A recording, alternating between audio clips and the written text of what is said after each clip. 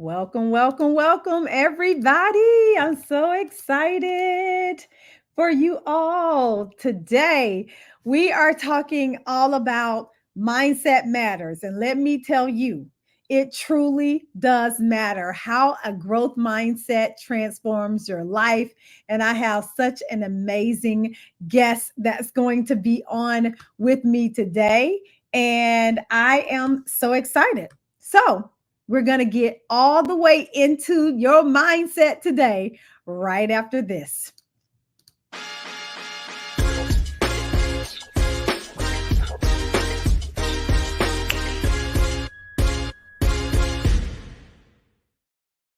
Dr. Emlet. Hi there. How are you? Welcome to the show. I'm so glad that you're here. You know what? You helped me so much. I think it did work. We were backstage, y'all, trying to figure out how to also stream live on Instagram as well. And we were also, prior to this, even talking about this very subject of just mindset and how, even for us as professionals who do this work every single day, we have to keep ourselves motivated and know that we can do this as well and check our mindset on a daily, weekly basis. Oh, I can't hear you. Absolutely. We got to practice what we preach. Absolutely, absolutely. So, well, super excited to have you on this call today. Just can't wait to dive into mindset. It's one of my favorite topics, of course, because I love positive psychology and mindset is really deep into positive psychology. So, what I want to know is I want you to give our audience a little bit about yourself before we dive deep into this topic about mindset. Yeah, sure. Thank you so much. So, I am founder of Transforming Healthcare Coaching.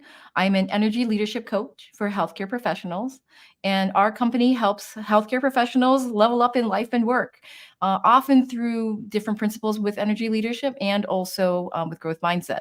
So, a little bit more about me is I'm also a full-time practicing clinical physician in intensive care medicine and emergency medicine. I am a simulation educator, which you'll see a little bit later for why I discovered growth mindset via my simulation education things that I do by teaching physicians to become critical care physicians. Girl, you just said a whole lot. I love it. AKA you helping the world, and the professionals that help the world be better. Right. And Right. I can't think of a more fitting thing to be able to do because we all we all need to that help and that support and everything. So, okay. Well, with that being said, what is your biggest superpower, aka your strength? I think I would say that it's really the ability to rise up from whatever situation. So obviously, being an immigrant, being raised, at first Mm. generation, you start to realize there are ways that you can go make your life better with education and training. And so that's actually part of why our logo is the phoenix, right? In terms of rising up from the ashes, we really do believe that everyone has an opportunity from wherever circumstance you are, whatever trauma you've experienced, that there is going to be a better place forward. And it's just that curiosity to be able to just go out and go find it. I love that. I call that resilience, because I think that being able to come from circumstances that were not ideal helps us be able to move forward. So I love that about you. If you are joining us live on the Dr. Kiki Ramsey Show, I'd love to give you a shout out. So go ahead and put your name and where you're tuning in from in the chat on whatever social platform you're listening to us on. I want to say, hey, Valdez, thanks for joining. Katrina, Zarita, Marguerite, and Angel B. I see y'all. Thanks for joining us live. And if you have questions, please feel free to drop them in the chat, and we'd love to answer those for you. Okay, so we're talking all about growth mindset, and I love, this topic because I totally think that it's so needed, but so many of us operate from a fixed mindset. So I would love for you to share with the audience, first of all, what's a growth mindset? And then what's its opposite, the fixed mindset?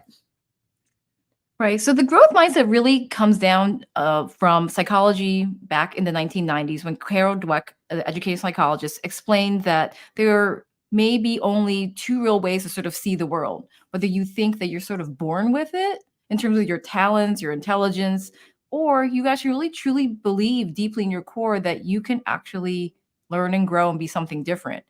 And I'll be honest with you, every time I give this talk at grand rounds with all these different healthcare professionals, they're like, "Oh yeah, I have growth mindset, yes." And deeply inside, sometimes the real inner voice, it's like, I actually am not that good, or maybe I'm not smart enough.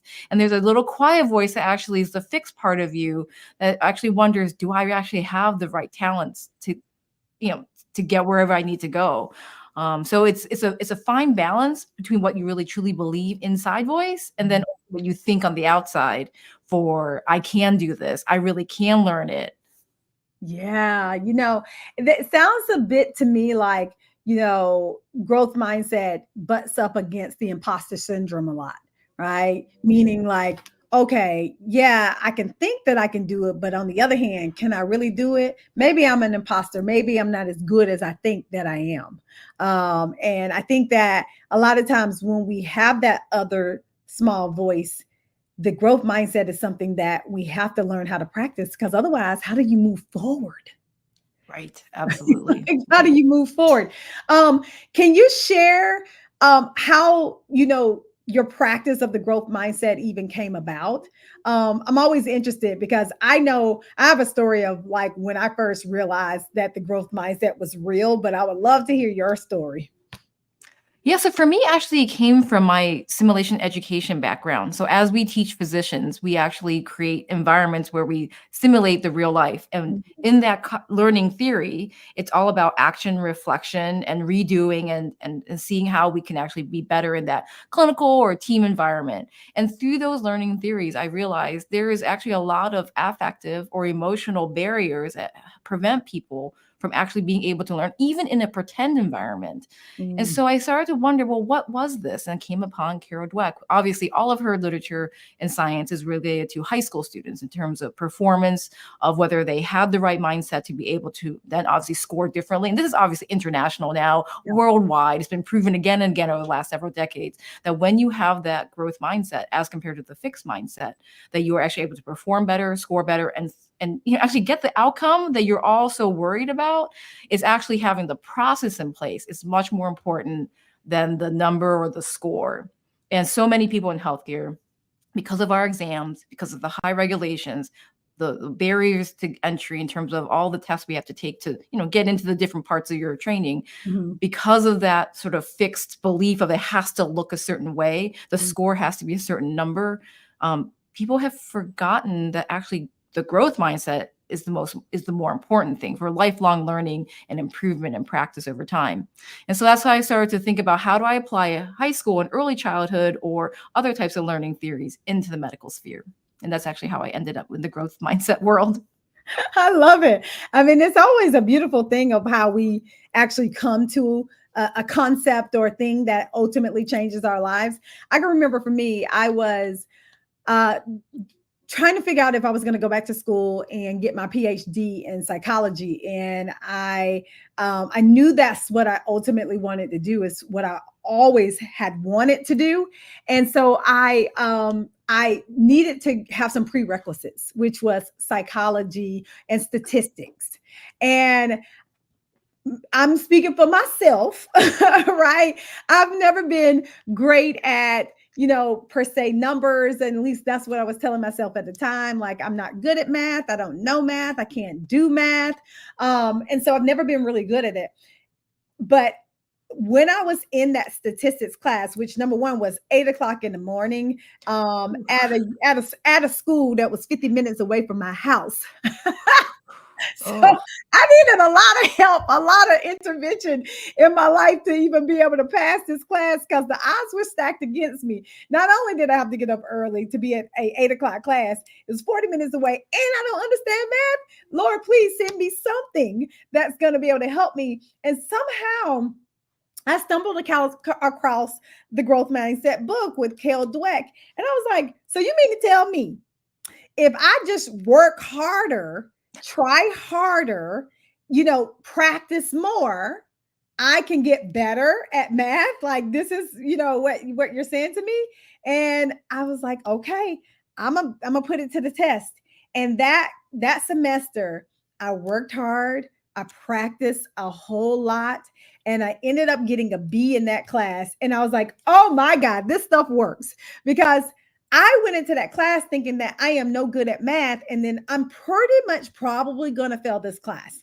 And then there are my chances for getting into anybody's school to get a PhD in psychology. But it literally worked. And I'm telling you, everything from there has been uphill, especially when I face difficult challenges.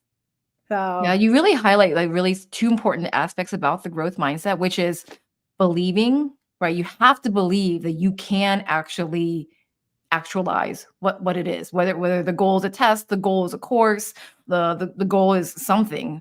yeah, Um, and you also have to have all the little micro actions to go along with it. Like, well, how are you going to get there? So the yeah, two of them together really are the two components of the growth mindset. It's not just you can't just believe it, and you can't just work really hard.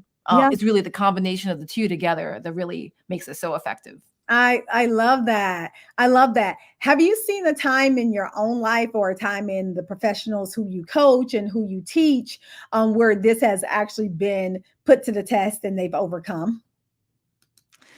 Well, I guess the question is what you mean by overcome, right? So I think the for each Yeah, person finding their own personal learning goal is really where it yeah, comes down to. There are definitely situations where some applications of coaching in healthcare actually have been at the medical school level, where it's mhm, all about learning coaches or how can we learn and think better. And actually for myself, even our own training program, we actually begin now the whole year-long journey at orientation to begin, and we cover these concepts and have people really begin and think, can you, and question yourself, are you really a lifelong learner? Are you really a growth mindset? And make a documentation of where you are, what you want to do, what are your goals? Because it begins first with the goal yeah, and then thinking backwards to what are the little things I'm going to do to get there? And even if I'm not there today, mhm, one little thing is better than nothing. And so you're taking one step towards learning, let's say, for example, how to lead an entire team when someone has had a cardiac arrest. That's a very complicated skill. You can't inhale it or just breathe it or watch a video and think a miracle is going to happen. It does take a lot of layered learning, which is whether it's practice or reflection or debriefing or thinking. There's yeah, so many things that go mhm, into learning, especially in complicated, high stakes fields, yeah. that you need to not only believe in yourself, it's also that process of how are you going to get there. Yeah. It's so interesting because I think that, being in a high stakes field like you're in, a lot of people can't necessarily relate, right? Like in the sense of when I think about most people's jobs, it's not necessarily they're in the hospital or they're saving lives or anything like that. And I can see how critical it is for professionals who are in high stakes jobs. But I also think it's just as critical for those who are Mhm. not even in those high stakes jobs, because we all go through certain challenges. And like you said, learning is different, and also so is the challenges that we go through. But they all can result in pain, and heartache. And so what would you say to the person who are like, well, I'm not in this high stakes position, why do I need to utilize the growth mindset? Yeah, so I think what's you probably have heard the saying where if you're not growing, you're dying, right? And Mhm. so the reality is, why do people leave their jobs? Why is there quiet quitting? Why do people stagnate, right? And so at the end of the day, the growth mindset helps you become the best version of you. And you also have a greater potential than perhaps that you can even imagine, right? A lot of society tells us you can't do this, you might not want to do that, you're not fit out, you're not cut for this. You're going to hear a lot of naysayers. And at the end of the day, you have a choice to listen to those naysayers in whatever profession you are, whatever field, whatever industry, or you can go and try and go become that, right? We see this all the time now in this day and age with where we get to see so many more role models, whether it be on social media, on the news, independent publishing. There's so many opportunities out there now that there's nothing to say that any one individual can't do it. And it's the growth mindset that gets you there, because you don't accept all those things that society tells you. And actually you're like, I wonder. And you just do the small little steps and you praise yourself for the process. And I always tell people that it's really not about like comparing yourself to like, the mega 1 million, follower, viewer, famous person. That might be what you want to become, but maybe not. At the end of the day, can you just enjoy and fall in love with the process of growth? Because as you grow and as you bloom, whether it be accounting skills or personal speaking skills or writing skills, studying skills, all of these are skills. They layer, and your experiences and the things you choose to say yes to actually evolve you into a much more talented version of you. I think when any of us look back 10 years ago, I think if you told me 10 years ago when I was suffering through my associate professor kind of climb in academia that I was going to be here on Dr. Kiki's show talking about this, I literally would tell you that is impossible, because I was not a social media person. I was not out there. It just wasn't. And here I am 10 years later, hanging out with you, talking about things that will hopefully help people up level in their life. I love it. And I love it that you're here. It's just, I love how life and how we do evolve as people. And in that evolution, we are able to then help if we choose, because I truly believe that our purpose in life is always to help other people. And so I think that evolution is absolutely key. So thank you, Nicole, for being here. Kioki for being here as well. I see we have someone tuning in from South Africa. So that's really awesome. I love it. I love it. I love it. Okay, so when we're talking about, the growth mindset and how it can ultimately be beneficial for everybody, give us some, advice or some, some strategies on how someone can potentially reframe their experiences that are very difficult and be able to move forward. Because I think that sometimes in the moment, we find it very hard to move forward, like when we're in the moment. And I can only imagine that, especially in healthcare, in the high stakes industry that you're in the moment is the one thing that truly counts, right? And so I think that, sometimes we need, just some guidance on what this might look like in the real world in terms of like, steps and tools we can use to actually tap into that growth mindset for us. Sounds good. I'll give the one tip that I would say is probably can be universally applied by everybody, which is always to take a breath, to just take a moment and take a breath. In healthcare, we teach that it's just when you're washing your hands, because we're washing our hands all the time. So the reality is all those times is really just concentrate on the feel of the water and just be in the moment and be really mindful and just take one breath and just kind of reset for yourself. Because one, nobody can know that you're doing it. And two, it's for you. And then from there, you can begin to sort of hear and see sort of where things are showing up for you. And I would say probably after coaching many people, there's probably 3 buckets I sort of tend to sort of categorize. Some people are ruminators, where I call like, this is like all those weird thoughts in your head where you just like saying mean things to yourself all the time. Some people just are thinkers. That's great.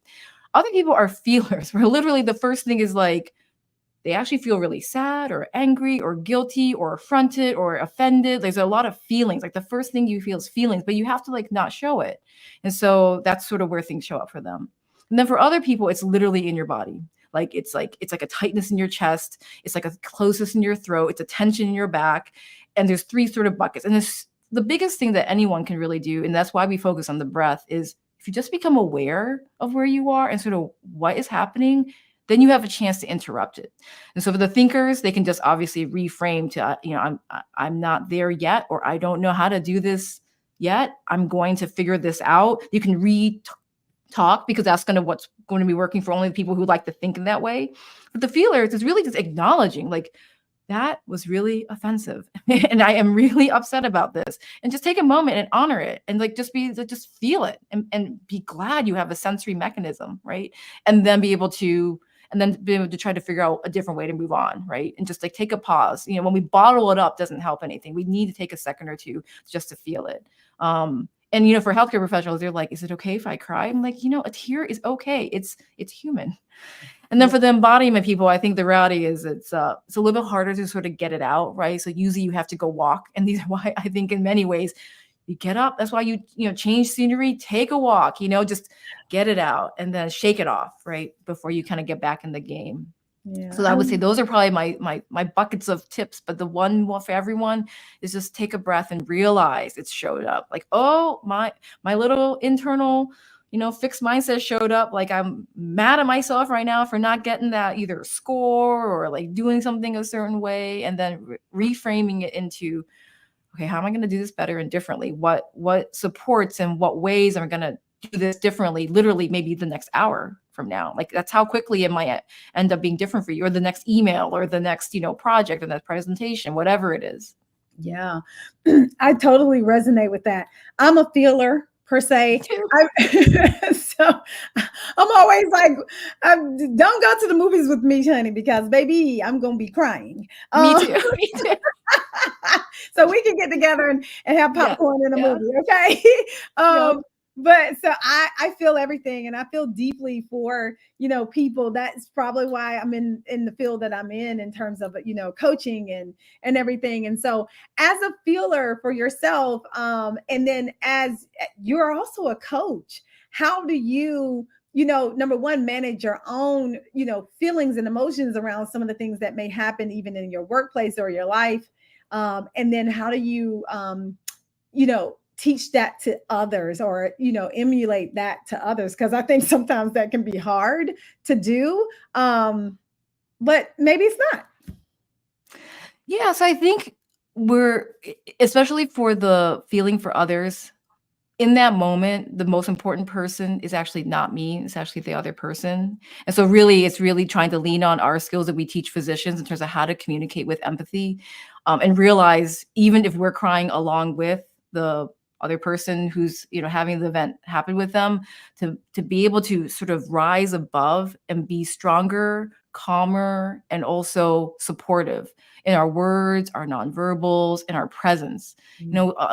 We sit in, obviously, in intensive care, some very heavy matters for many, many families, death.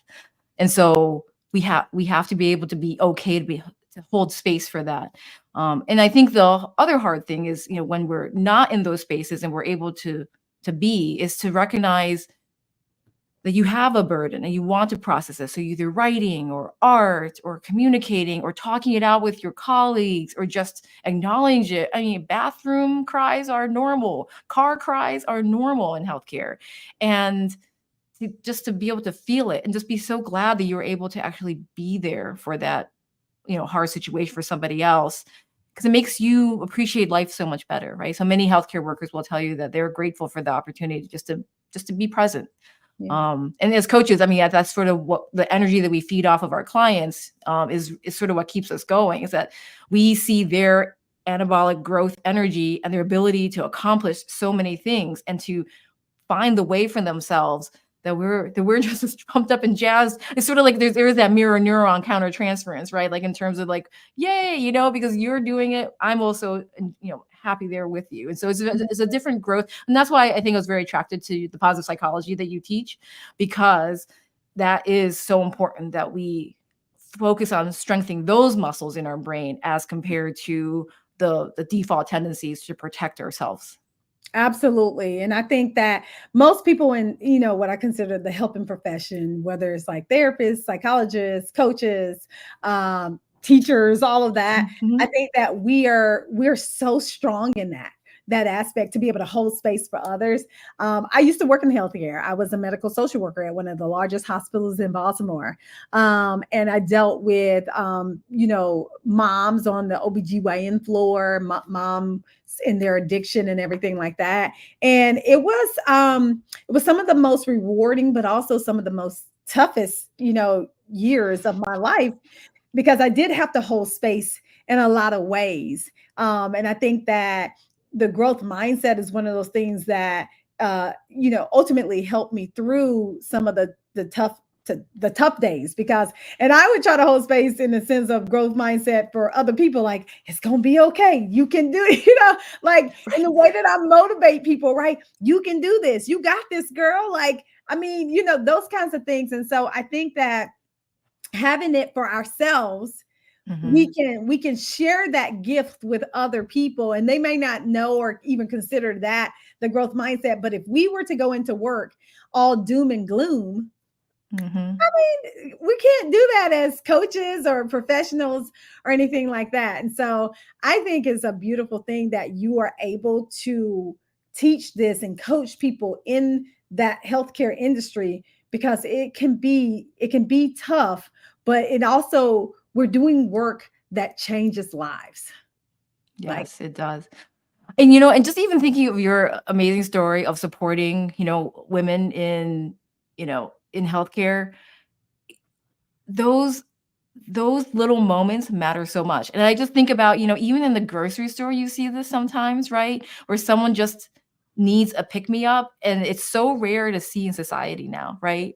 And so just these little things, that probably is one major pearl bomb that you just, shared with everybody. So just being that little bit of positive encouragement for anyone has a ripple effect no matter where you are. I mean, gas station, grocery store, obviously in the hospital as well. But just those little bits matter. I love that. I do it often. I will I do it by a lot of times complimenting people. I'm like, girl, that dress you got on, or I love your earrings, right? Because, I think that, and it's not about the material thing, it's about the way that I try to approach people, and hopefully brighten their day, because sometimes we don't hear nothing good all day. Like we can go through Right. the whole day, Right. be out in public, and never hear or never make eye contact with people. And I'm a Southern belle, so I'm gonna say hey to you. You might not be saying hey to me, but guess what? I'm saying hey to you. Hey, how you doing? And people be looking at me like,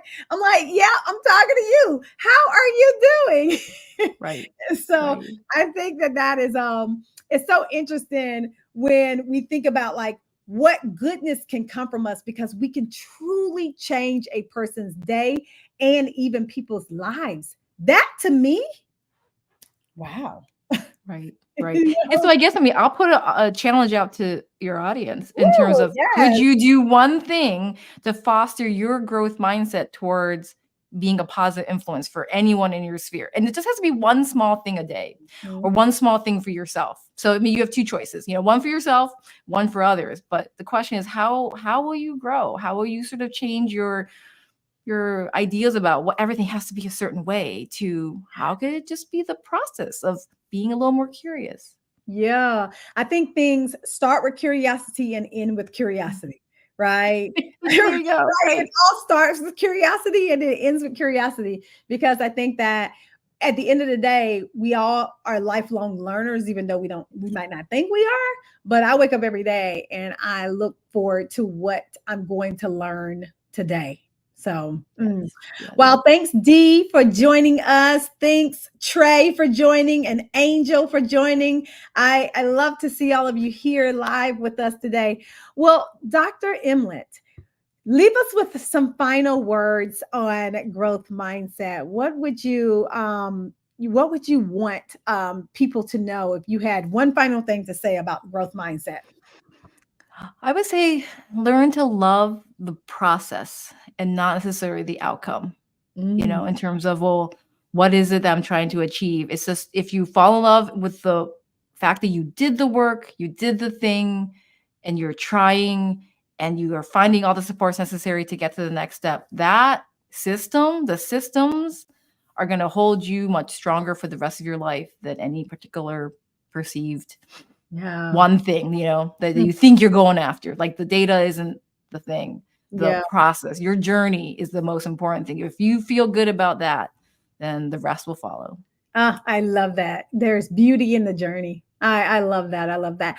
Well, tell everybody how they can get in touch with you and what you might have going on right now. Thanks. So at Transforming Healthcare Coaching, we offer one-on-one packages for healthcare professionals for private coaching. We also are going to be launching a membership program in 2025. So stay tuned. Come follow us on LinkedIn, YouTube. We have a podcast on Apple and Spotify, and here and obviously on Instagram and Facebook. So find us, Transforming Healthcare Coaching. Feel free. Most people have a loved one or a friend or a colleague who is in healthcare. We help nurses, physicians, NPs, PA, pharmacists, anyone in healthcare, executives. We have a program or a way to one-on-one privately help them. So I love spread that. the word. I love that. So, all you beautiful healthcare professionals, please, please, please reach out to Dr. Emlet. Like, she knows what she is talking about. And she's a fellow coach, and y'all know me. I love our coaches. So, thank you so much for being on the Dr. Kiki Ramsey Show today. We learned so much from you, and I know that our viewers and our listeners are going to take it forward and then share this gift. So thanks for being with us. Thank you so much for having me, Dr. Kiki. Awesome. So you all, if you know a healthcare professional or somebody just who needs to understand that your mindset truly does matter, share this podcast with them today. You can share it live on social media, and then it also will be on any of your podcasting channels very shortly as well. And then if you are a woman who is in need of a community and coaching so that you can ultimately thrive in your life, I invite you to join our Thrive Society, which is our membership community that we teach, and I teach women on really what it takes to create your own happiness and thrive. And in order to get to that, just go over to drkiki.com. So simple to do. Other than that, you all know that you have the ability to create your own happiness. So go out there and make it happen. All right, y'all. Peace.